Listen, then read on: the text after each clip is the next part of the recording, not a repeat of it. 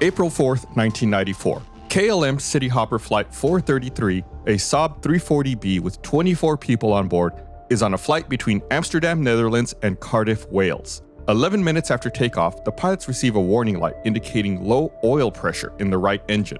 The pilots run their checklist and conclude the flight is safe to continue. 3 minutes later, as the aircraft is approaching 17,000 feet in altitude, the pilots notice the plane is not climbing like it should be.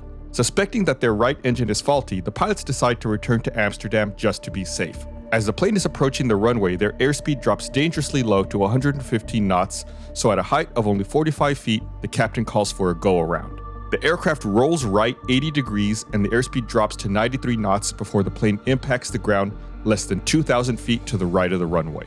Miraculously, only 3 people on board are killed despite the violent crash. What happened to cause this flight to crash so close to the runway? Was this accident avoidable? Find out on this episode of Black Box Down.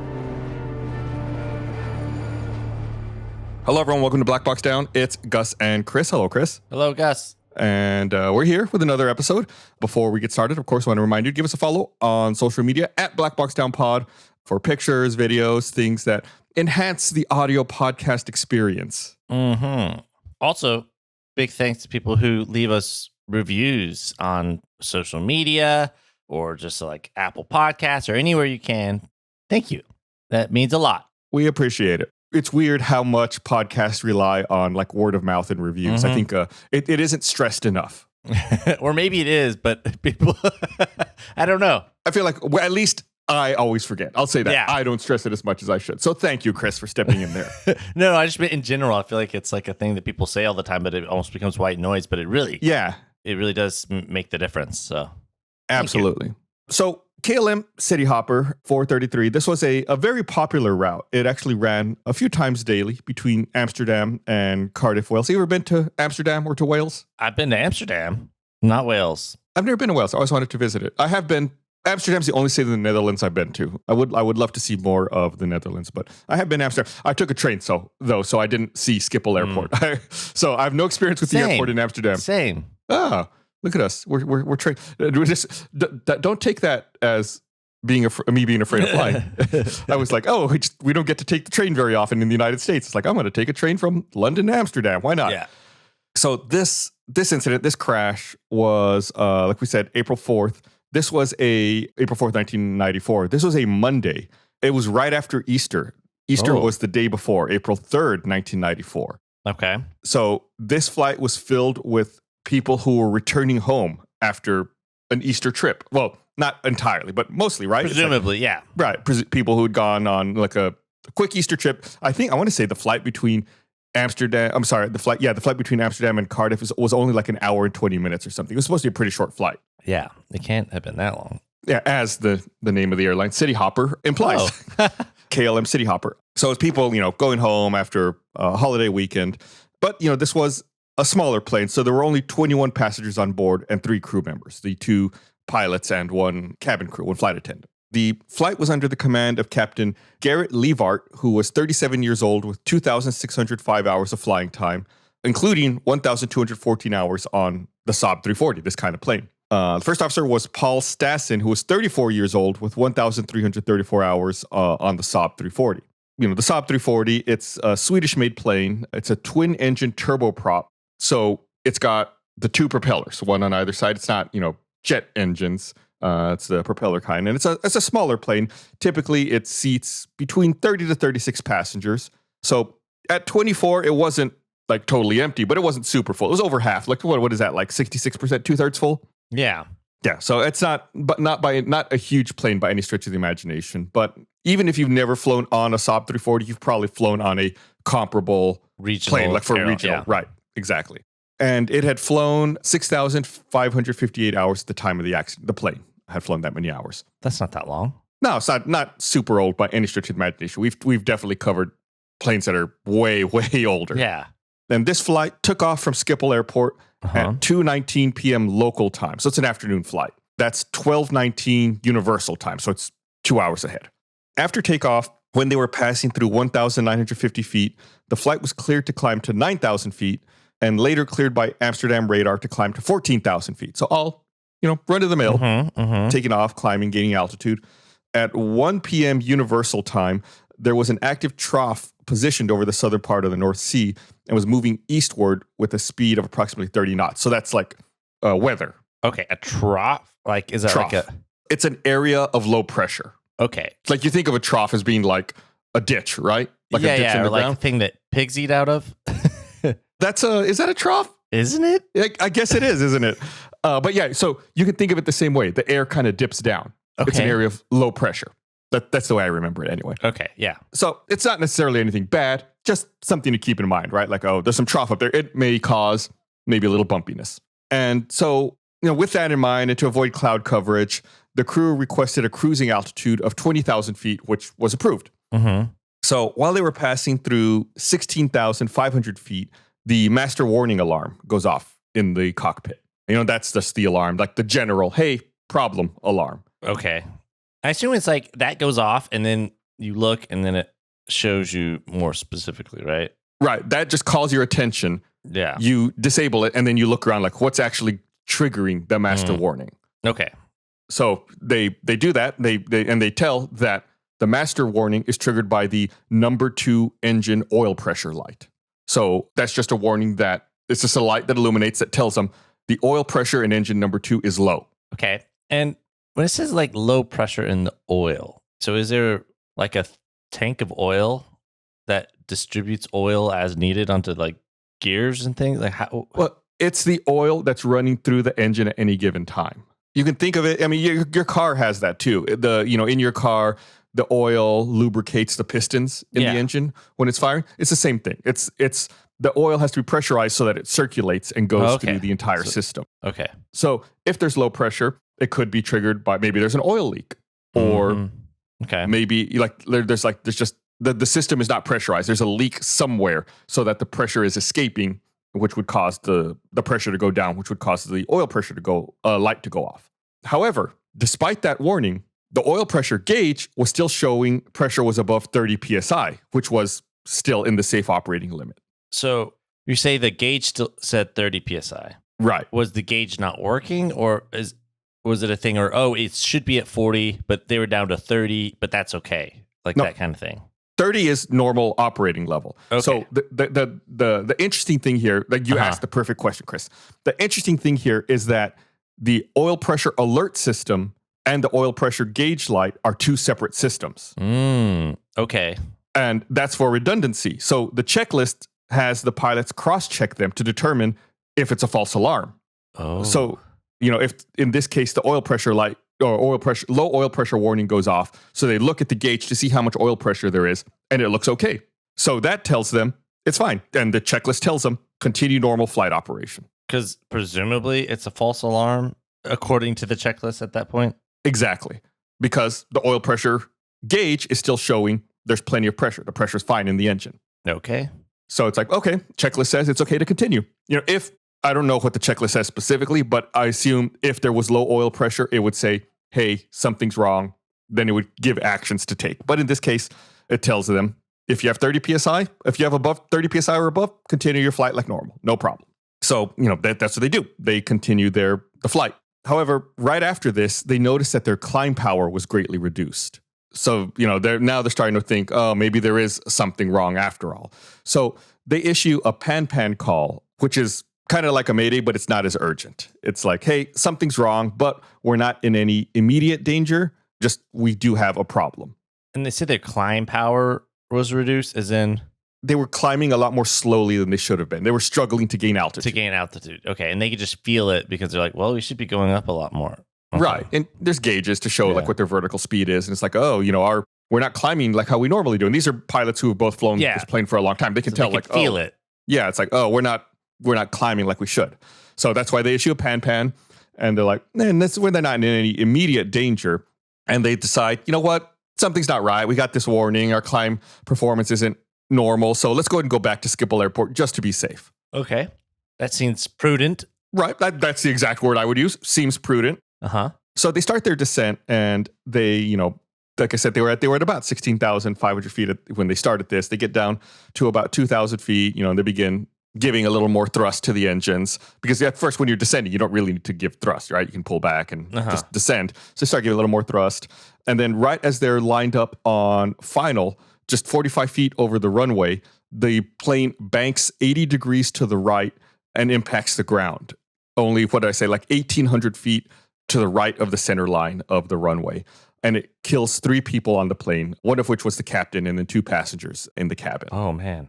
So, and I might remember, I thought you said they were going to do a go-around.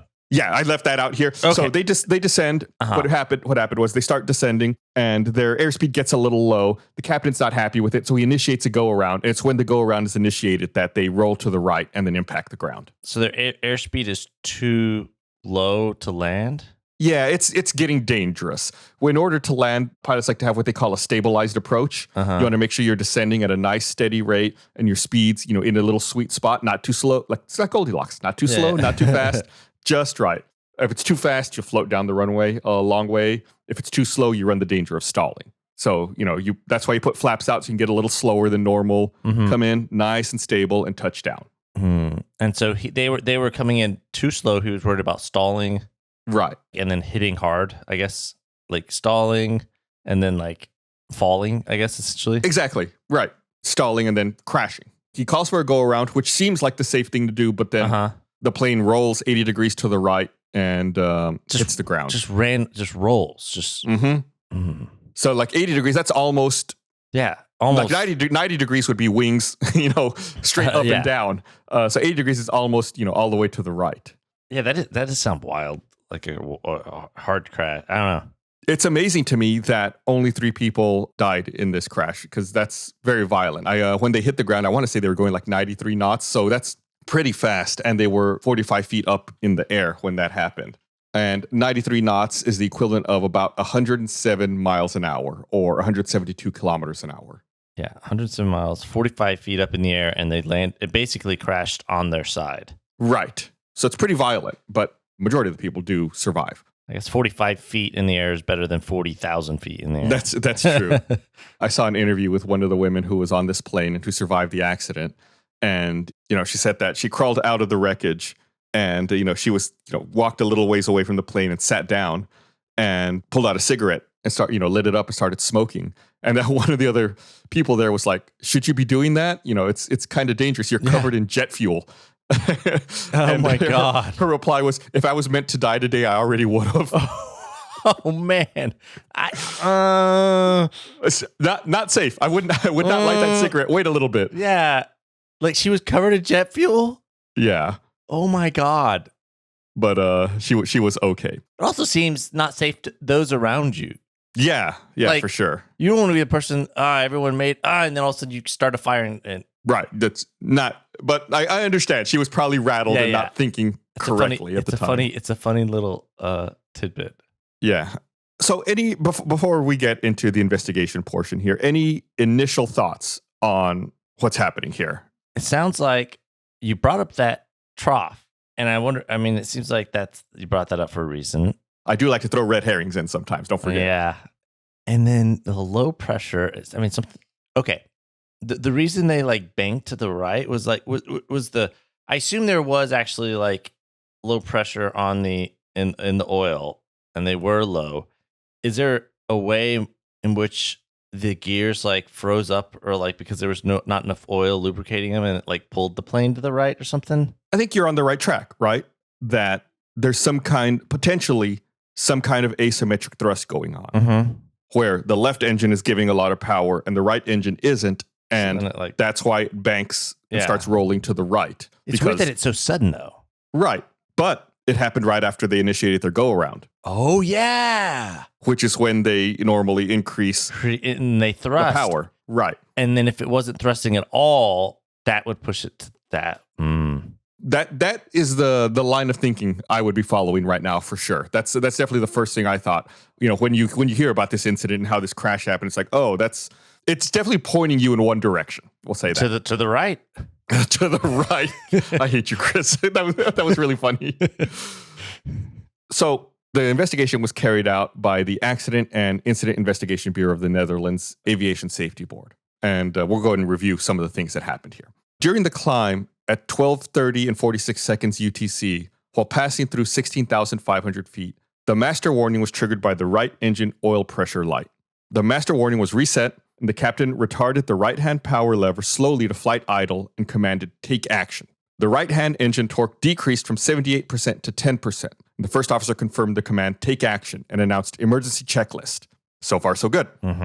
First officer immediately announced right engine oil pressure, confirmed by the captain with check. This is when they're looking at the oil pressure gauge like we talked about.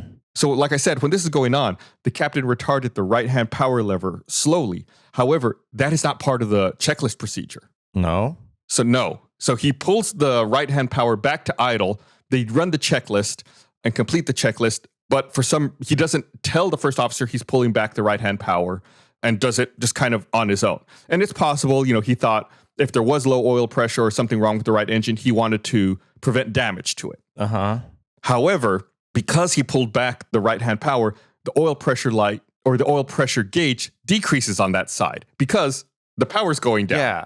So they see the oil pressure go down. It's still in the safe range, but when they're looking at it, the first officer sees the oil pressure go down. He doesn't know that the power's been pulled idle. He's like, well, that's weird. The oil pressure went down, but it's still in the safe range.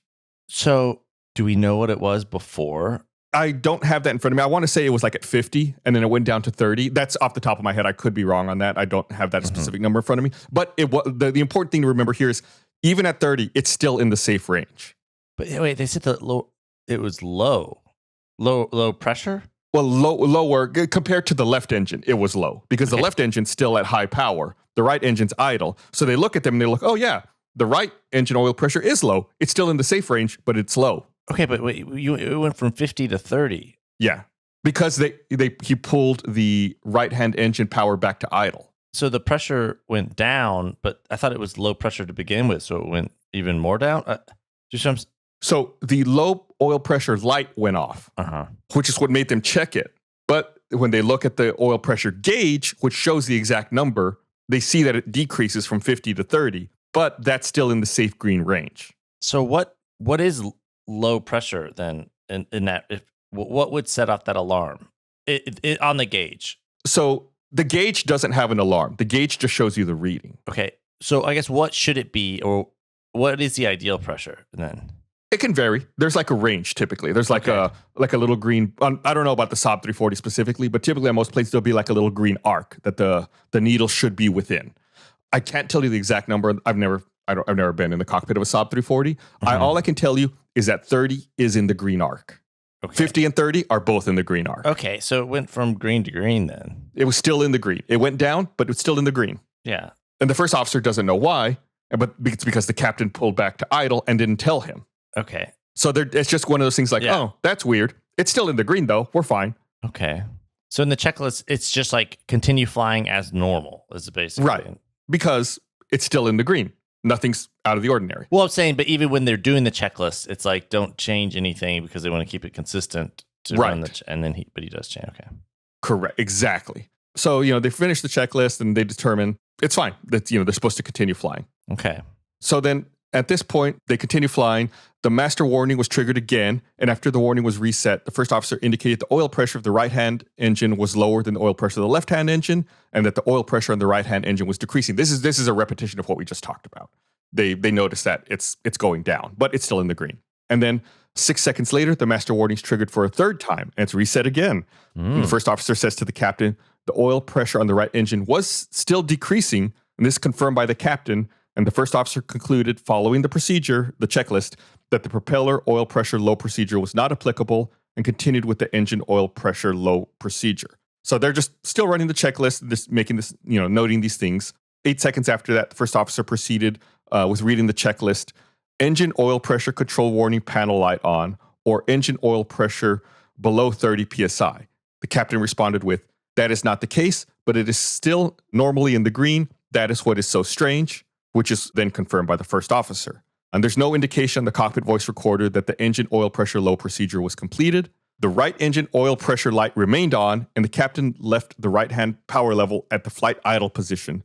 So they kind of, start running the checklist. The alarm keeps going off. They keep silencing it. They're like, yeah, it's weird. The pressure's dropping. And then they kind of abandon the checklist partway through. Why?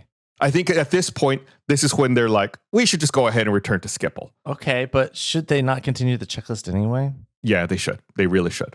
Right? Absolutely. I mean, it's all there for a reason. That's there's a logic to it, and there's a flow to it, and it needs to be run all the way through.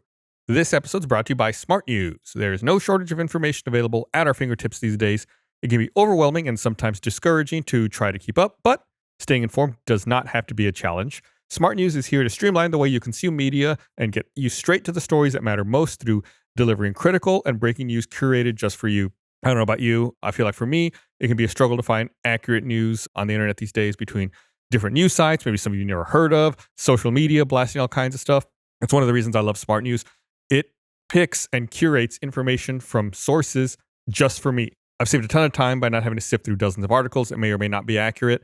It really does find things that would be of interest to me based on topics or even on my location. I've got a specific tab set up just for news here in Austin so I can keep up with things that are happening in my area. Smart News aggregates local and global stories from trusted publishers so you can stay informed on what matters most to you, from local weather to trending TV shows, all in one app. It scans stories, analyzes headlines, and partners with respected publishers to deliver information that helps you live smarter. You can say goodbye to information overload and hello to saving time and getting straight to the news you care about. Plus, you can easily personalize your feed by following top publishers, adjusting notifications, and getting alerts in your area all in one app. Download Smart News for free today in the App Store to get the news that matters most. That's SmartNews. Search for in the Apple App Store on your iPhone or iPad, or Google Play Store for Android users. A news app made smarter. Discover the all-in-one platform that delivers all the information you need. At this point, they're over the southern portion of the North Sea, and the captain indicates to the first officer that he's not going to continue to the destination with an engine oil pressure low warning. The first officer indicated to the captain that according to the checklist, it should be determined whether or not the engine oil pressure was below 30 psi with the oil pressure warning light on. And the captain states that the right-hand oil pressure was above 50 psi earlier. And then, they kind of go back and forth, and they note that the pressure had dropped. So they both come to agreement. Yeah, let's go ahead and return back to Schiphol. And this is probably due to their poor climb performance and the fact that the master warning kept going off and they kept having to reset it. So they're just like, something's off, something's not right. Let's just go ahead and go back. So the captain instructed the first officer to obtain clearance to descend to 16,000 feet and to inform air traffic control that they had to return to Amsterdam due to a technical problem. The first officer suggests to the captain that they send out the pan call. And after some consideration, the captain agreed a pan call would be appropriate. So they contacted Amsterdam Radar and they started the message with their pan call, informing them they had an engine problem, that they would like to maintain flight level 160, 16,000 feet for return to Amsterdam. Amsterdam Radar confirmed their call and cleared them to turn right, returning to Schiphol. And the flight responded they were turning right and they were descending to flight level 160. Okay. So after this, like a minute after this, the first officer contacted the commuter handling unit at Amsterdam on the company frequency. So this is like they're calling the airline, and they're informing them that they're returning to Amsterdam with a technical problem with the right-hand engine, and the message was confirmed. After informing Schiphol approach that they were returning to Amsterdam with an engine problem, Amsterdam Radar cleared them to descend to flight level 070 and instructed them to contact Schiphol approach. When the captain started descending to flight level 070, the first officer suggested to the captain that they inform the passengers. Because at this point, they've already started turning around and descending. They haven't told the passengers anything. They're like, oh, yeah, we should probably tell them that we're going back. By the way, we're landing, but not the right. Yeah, not where you expect. The captain decided that they should inform the cabin attendant first. Then after that, they can tell the passengers. So they're going to tell the flight attendant and then tell the passengers. At the suggestion of the first officer, the captain decided that the first officer should call the flight attendant and then tell the passengers while the captain continued to fly the plane. At 12:35 and 12 seconds, the first officer informed the cabin attendant and then the passengers that the aircraft was returning to Amsterdam and the aircraft would land in approximately 20 minutes. And I'm sure if you were on this flight, it'd be the kind of thing where you're like, oh, I just wanted to get home, right? It's like, well, it's not a long flight anyway. And if they're like, oh, you'd be like, oh, we're going back. Right. It's like, oh, it's so annoying. Like I was hoping to be home. Now we're going to be delayed. Who knows what's going to happen? I should have just drove or taken the train. Drove. Yeah, maybe the train. I guess. I guess people could probably put their car on the channel, right? On the train that goes through the channel.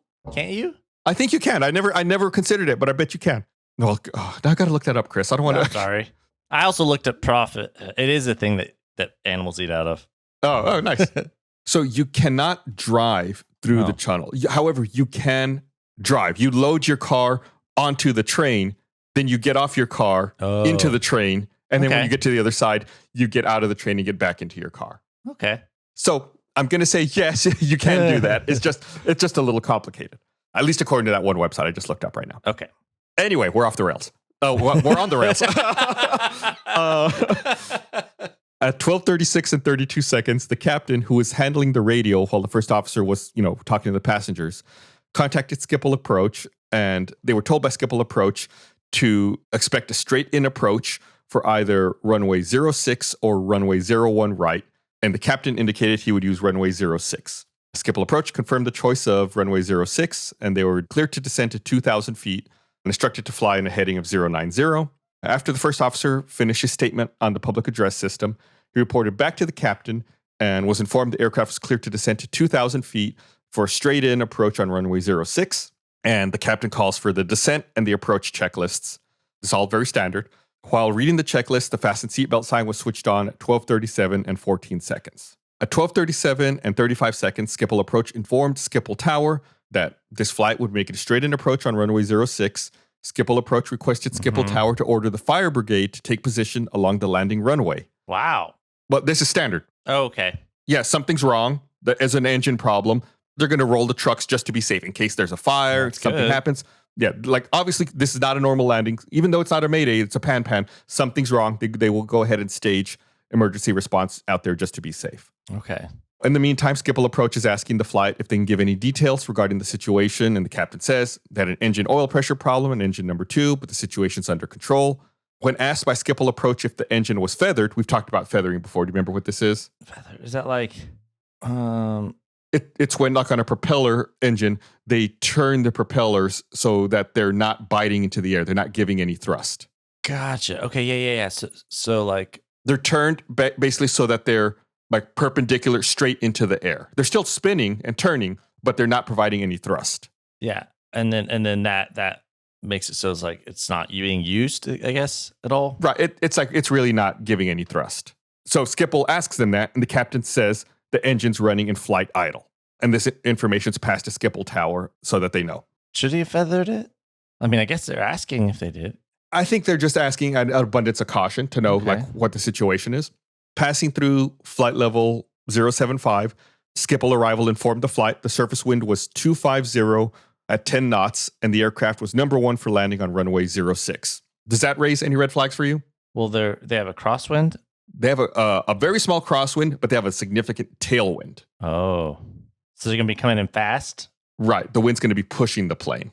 And also, when you have a tailwind, your ground speed is increased, but your airspeed is decreased. Yeah, but he said they were coming in too slow. Yeah, so that's why they were stalling. Right. Or he was afraid of stalling, yeah. Exactly. The ground speed's high because they're being pushed from behind. The airspeed's low because they're not flying into the wind.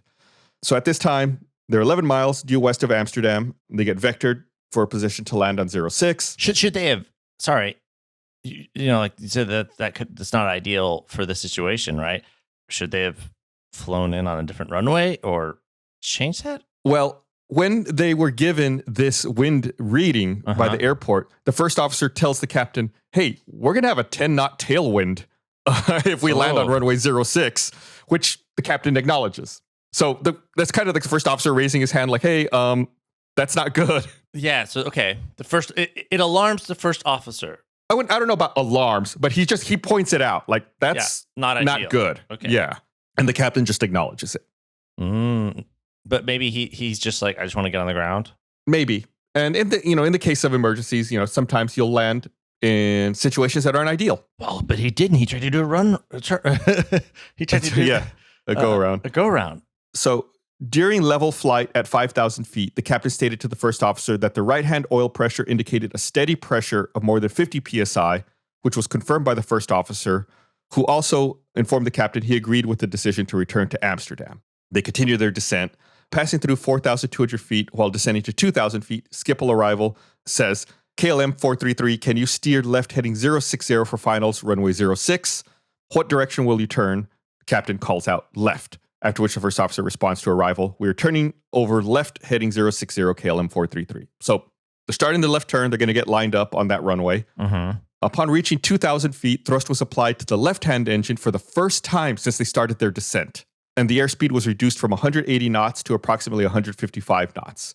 At this time, the first officer mentions to the captain, because you're flying flight idle, you probably have less problems than you might have had otherwise, to which the captain responds, yes.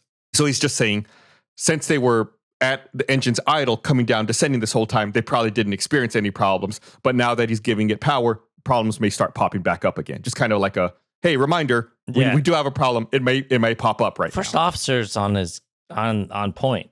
Seems like he's noting things, which is good. That's what you want him to be doing. That's right. I mean, he should be like, because the captain's flying, so he should be like calling stuff out, right? So he's doing exactly what he should be doing. Exactly. But I will say I am somewhat worried that the captain is just kind of saying yes, or just kind of acknowledging things without, he's not processing. It doesn't seem like.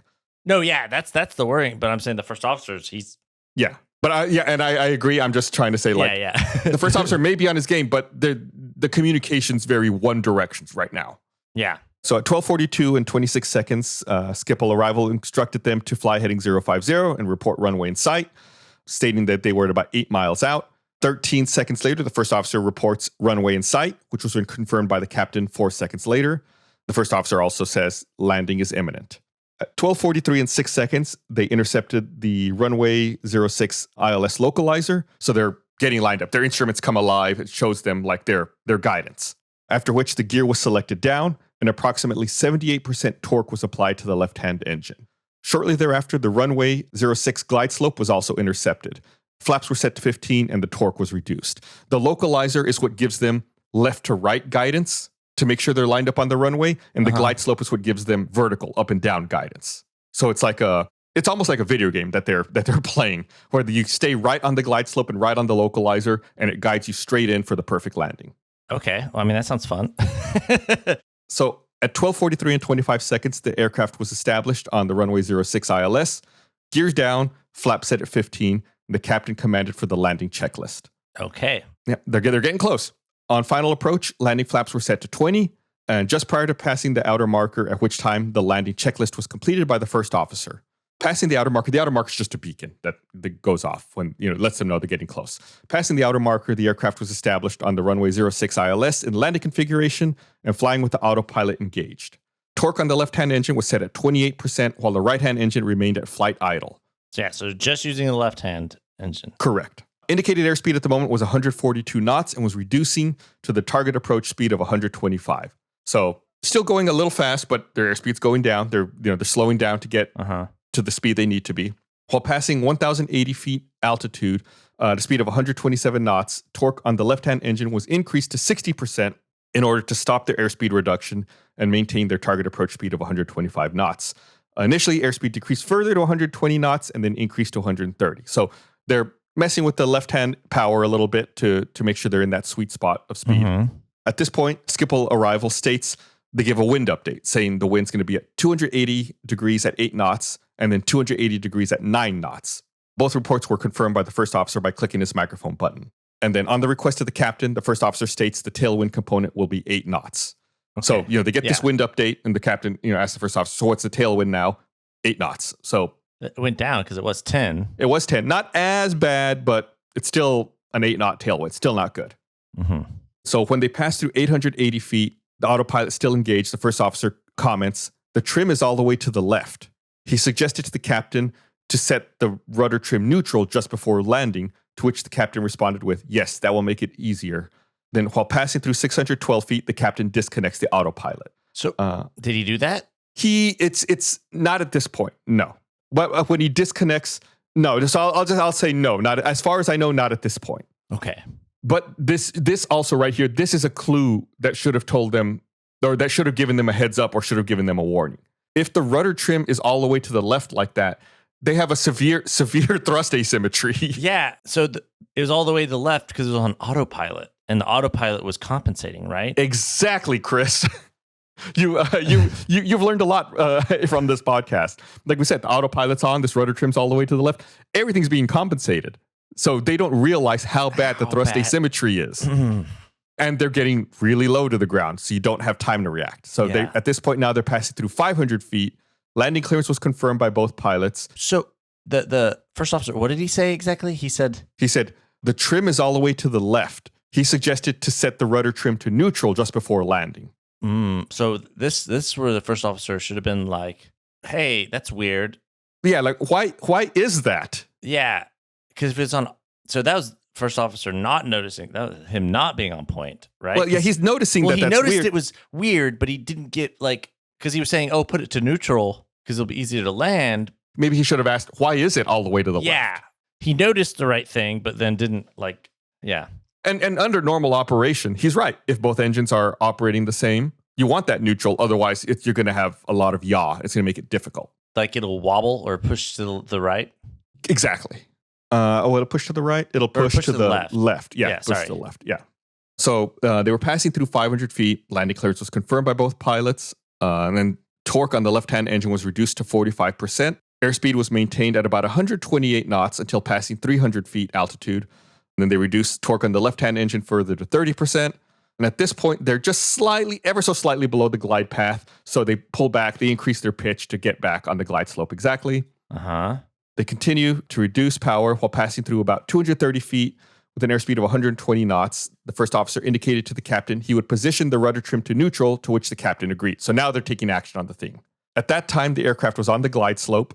Shortly thereafter, the pitch of the aircraft was decreased, and they fell a little below the glide slope again. So they pulled back again to get back on the glide slope. And torque on the left-hand engine was increased from 30% to 40%.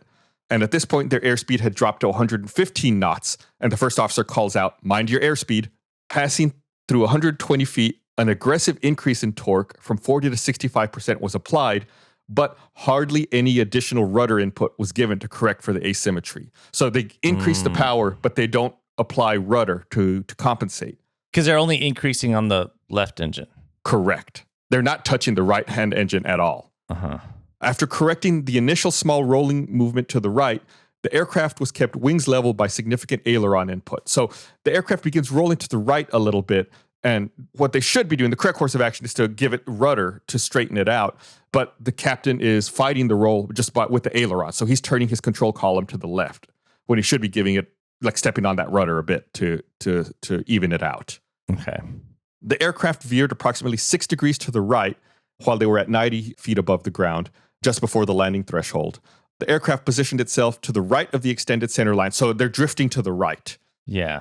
Torque was reduced from 65% to 40%, which further reduced the airspeed to 110 knots. Then, while passing through 45 feet, flying to the right of the runway at an airspeed of 110 knots, the captain commanded, going around, set torque, flap 7, gear up. So he notices, like, they're off to the right of the runway. They're not lined up correctly. Their airspeed's low, so that's why he calls for the go-around. These commands were given by the captain were acknowledged by the first officer. Torque is set at 98% on the left-hand engine, while the right-hand engine remained flight idle. Flaps started to move from the 20-degree position to the 7-degree position. No acknowledgement was given for gear up, but the landing gear was selected up immediately after flap 7 was selected. So over the next 7 seconds, when the torque was increased from 40% to 98%, no additional rudder deflection was applied. But again, the initial roll to the right and the additional asymmetry were counteracted by significant aileron input up to the maximum control wheel deflection. So they're basically giving it full power on the left-hand engine while the right-hand engine's idle. He's not giving it any corrective rudder input. Instead, he's trying to turn his aileron to the point where his control wheel is turned all the way to the left, like to the maximum. It cannot turn left anymore. And why wouldn't he also do the rudder? I don't know. That's the... He absolutely should have been stepping on that rudder to correct it. Then the pitch of the aircraft initially increases from 4 degrees to 7 degrees, and then it goes all the way up to 12 degrees, and the airspeed decreased to 105 knots, and then a sudden increase in pitch triggered the stall warning. So then they nose down to 6 degrees, and the stall warning stops. But by this point, the airspeed has decreased to 97 knots. Ooh. The aircraft started a shallow turn to the right with, progressively increasing bank angle. And finally, some additional rudder deflection was applied, but full rudder deflection was not applied for another 6 seconds after that. So he should have ruddered all the way to the left, like the autopilot was, to compensate, right? I mean, that's... Yeah, probably immediately as soon as he increased that power, he should have been on that left rudder. But instead, he waited several seconds. He was trying to correct with the ailerons by turning his wheel all the way to the left. That doesn't work. A few more seconds go by, and then he starts kind of stepping on the rudder a little bit, And then after a while, it starts giving it full or more rudder deflection. 3 seconds later, the pitch of the aircraft had been increased again to 9 degrees, and the stall warning was triggered for a second time. Airspeed was 100 knots. The stall warning continued to remain active until a moment of impact. During the last few seconds of the flight, the aircraft banked further to the right, and the airspeed decreased to less than 93 knots. At 12:46 and 9 seconds, the aircraft crashed into the ground just outside Schiphol Airport with approximately 80 degrees right bank. And when this happens, a major alert is given at the airport, and all flights to and from Amsterdam were stopped at 12:46 and 22 seconds. That's intense kind of rundown. I'm like, oh. Yeah, there's a lot happening. I don't know if we've ever really gone like second by second that much into what's happening in the moments of leading up to a crash like that. So when the go-around was initiated, their speed, which was 110 knots, was higher than the minimum speed, which was 103 knots. And with proper flight technique, the aircraft could have been kept under control. I know that's probably the big question everyone has. Like, was this inevitable? Performance calculations show that in the configuration with the flaps at 7 and landing gear up, the available climb gradient of 2.3% should have made a go-around possible. So this was entirely possible to successfully go around in this configuration. What was going on here? With the problems that the plane was having. Correct. And did they need to do a go-around? Well, we're going to get into that, Chris. Oh. Well, so I will say this. Based on their unstabilized approach and what was happening at the moment, yes, the go-around was the right call. They were not lined up on the runway, and they were getting slow. So based on that, yes. However, the other question is, how did they end up in this unstabilized approach? Would it have been possible to make a stabilized approach in the first place? Yeah, and it's like, well, they're not going to have a perfect landing because something's wrong. So right. So the aircraft hit the ground in a steep right turn with slightly nose-low attitude and approximately 80-degree bank to the right. The ground speed at the moment of impact was 93 knots. During the last moments of flight, landing gear was up, flaps were extended at 7 degrees, and the estimated damage sequence was reconstructed and is described as followed. This is an interesting part of the report, I thought. They break down, like step by step, exactly how the impact happened and what happened. The right-hand wingtip hit the ground and was ripped from the wing. The outer panel of the outer wing broke off. The inner panel of the outer wing hit the ground and broke off outboard of the engine. The right-hand engine hit the ground, propeller blades separated, engine and inner wing section broke off from the center section. The right-hand inner wing section was projected in such a way that it hit the right-hand side of the fuselage, so the inner part of the wing just got ripped off and hit the body of the plane. The right-hand horizontal stabilizer tip hit the ground, and the stabilizer was bent approximately 20 degrees upwards. The right-hand side of the cockpit and the right-hand side of the forward part of the cabin hit the ground and were damaged.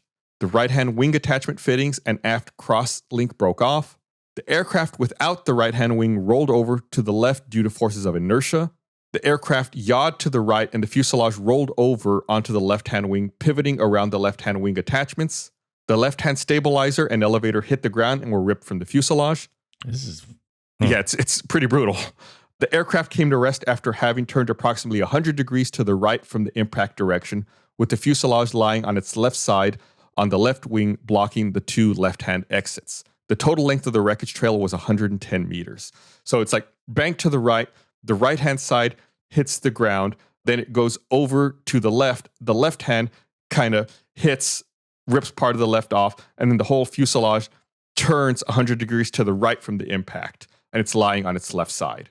So the big question is, what happened to the oil pressure? What happened to cause all of these warnings and cause them to have to return and to cause this problem when they came back into land? Because like I said, remember earlier, the oil pressure warning light and the oil pressure gauge are 2 separate systems. The oil pressure warning light was going off, but the oil pressure gauge showed it was still in the green.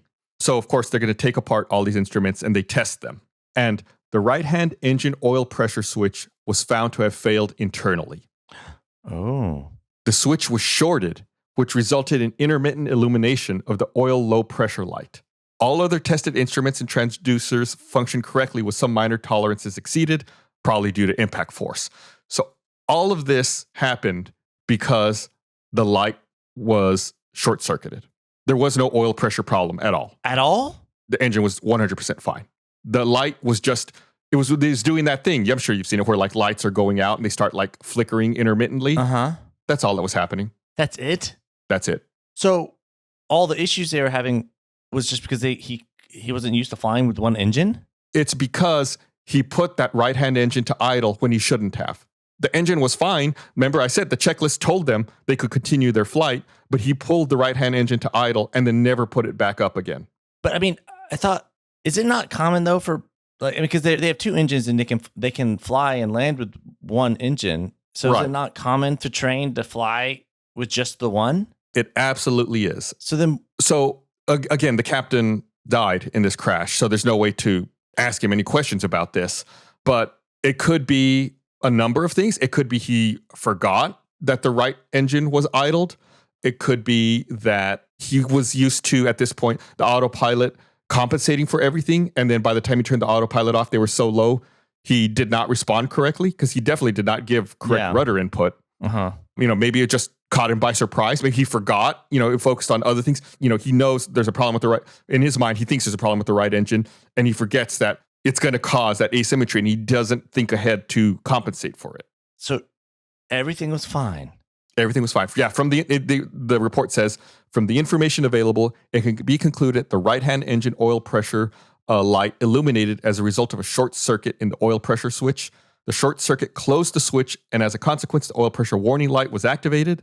The right-hand oil pressure transducer was found operating normal, and it must be concluded the actual engine oil pressure was correctly presented on the right-hand engine oil pressure indicator in the cockpit. Remember, like I kept saying, it was in the green. That instrument was working right.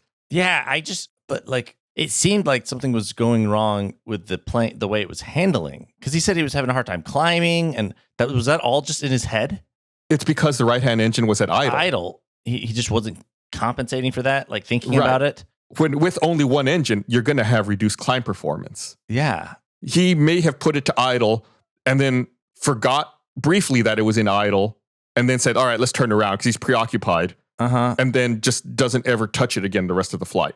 And remember, even from the beginning, reducing that engine to idle is not part of the checklist. So even if it was part of the checklist and they completed it, at the end, it would have said, return throttle to normal position. So he just put it to idle, didn't finish the checklist, turned back around, and then didn't remember how to fly with this. Oh. Right. Did not correct for that thrust asymmetry. Man.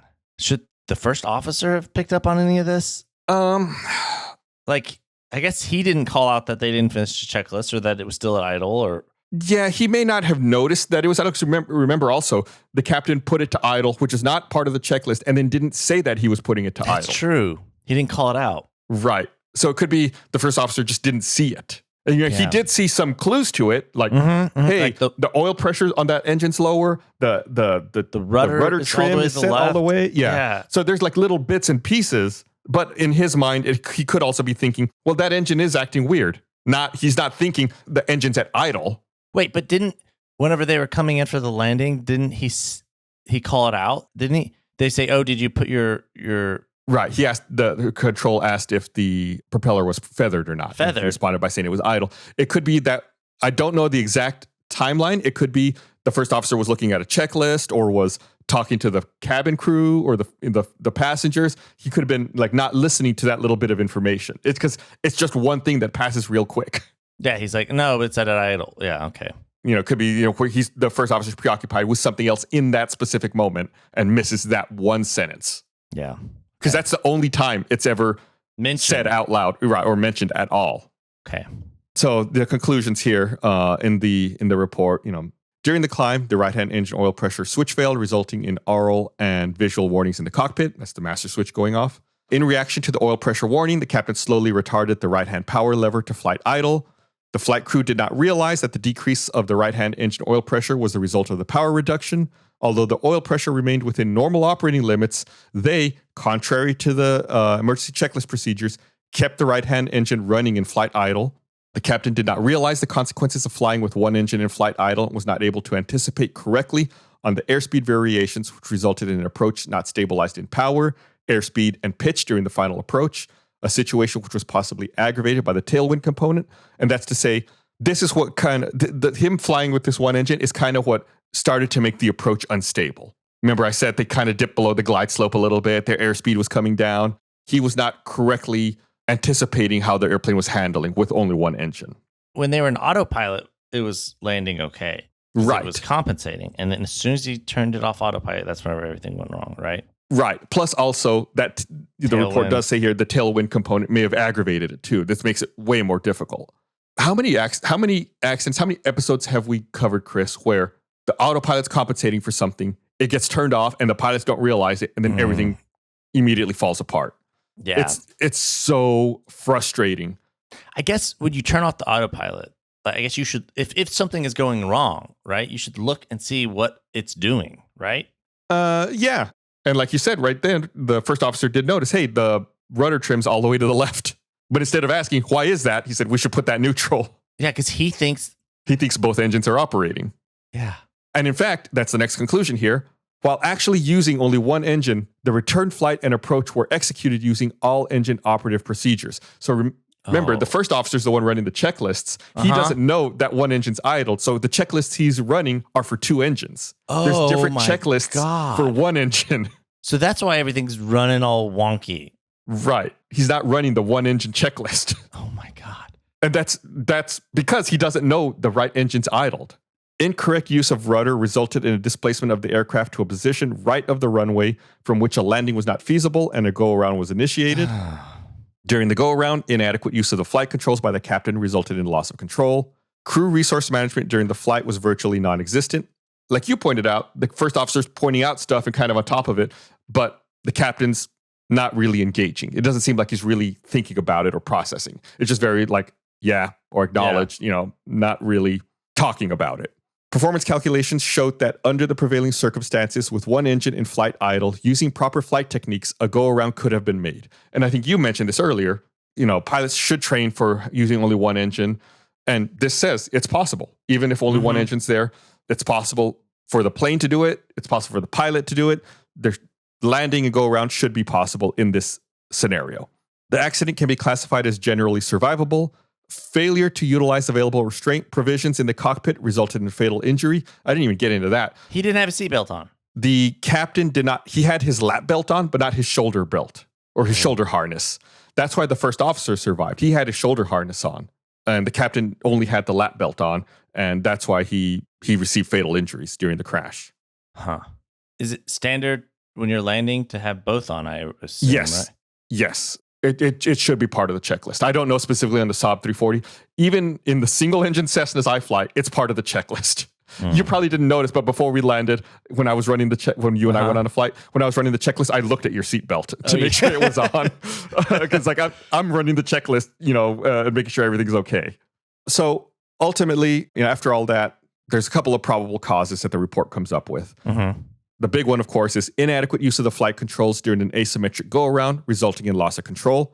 Contributing factors are insufficient understanding of the flight crew of the Saab 340B engine oil system. I guess maybe they didn't understand how the two systems were independent, and when one oil pressure shows fine, that means that the other one is faulty. Lack of awareness of the consequences of an aircraft configuration with one engine in flight idle, and poor crew resource management. So you asked me a question earlier that I kind of ignored, because I knew I was going to answer it right now. I didn't want to cut straight to it. Yeah.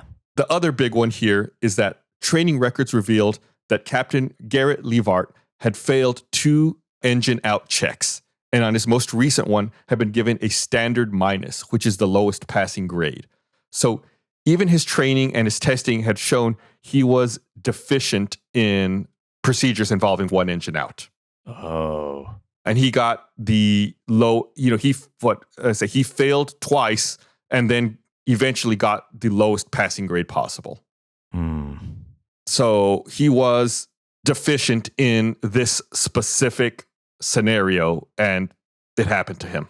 Well, he created it. Right. Yeah, that's an excellent point. The engines were fine. The engine was not out. He idled it unnecessarily, and he created his own worst case scenario. Yes.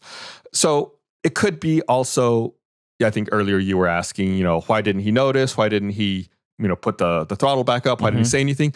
He might also have been scared. He might have been in his own head about it, thinking, this is something I'm not good at. Now I have to do it. Yeah. Because he's aware that this is his thing that he failed twice. Right. Oh.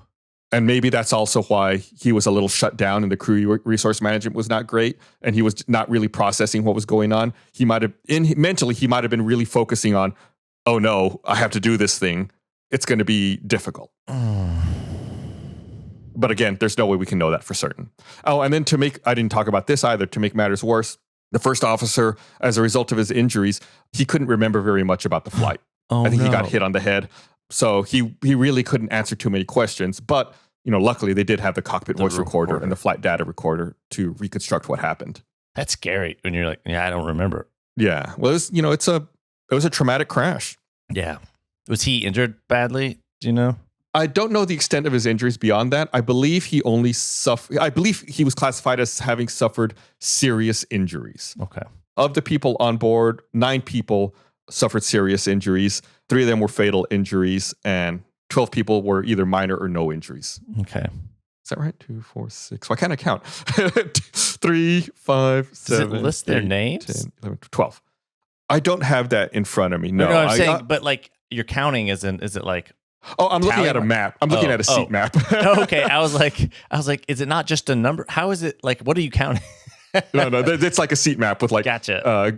Green means minor or no injury, red means fatal. Yeah, that's all. You know what? I will post this seat map on social media so you can see it. We talked about following us at Black Box Down Pod.